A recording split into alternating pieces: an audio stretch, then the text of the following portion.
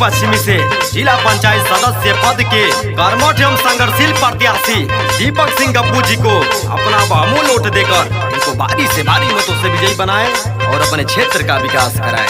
भैया बहिन सब मुड़ा बनाई, भैया बहिन सब मुड़ा बनाई, भैया बहिन सब मुड़ा बनाई। दीपक सिंह गप्पू के अब की जिताई, अब की जिताई हो, अब की जिताई, अब की जिताई हो, अब की जिताई। चाचा चाची सब मुड़ा बनाई, दीपक सिंह गप्पू के अब की जिताई। वार्ड 25 से करिश्मा दिखाई दी, दीपक सिंह गप्पू के विजयी बनाई दी, दीपक सिंह गप्पू के विजयी बनाई दी, दीपक सिंह गप्पू के विजयी बनाई दी।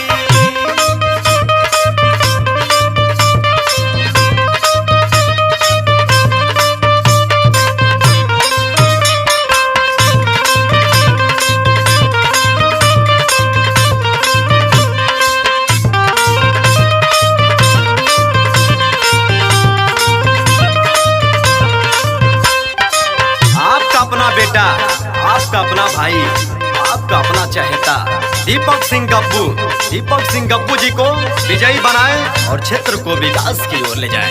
दुखियन के सहाइया हो, दुखियन के सहाइया हो, दुखियन के सहाइया हो। दीपक सिंह भैया हो, दीपक सिंह भैया हो, दीपक सिंह भैया हो।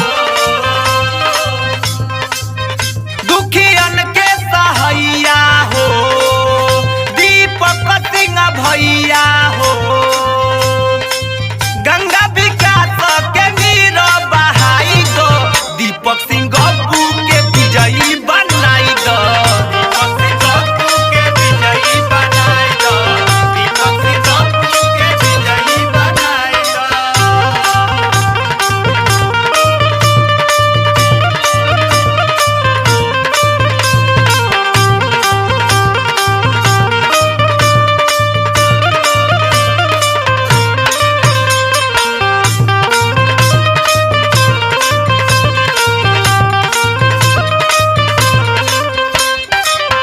काम किया है काम करेंगे, काम किया है काम करेंगे, जनता का विकास करेंगे। ये गाना है बड़े भैया दीपक सिंह गप्पू जी का, बड़े भैया दीपक सिंह गप्पू जी का। गाँव घर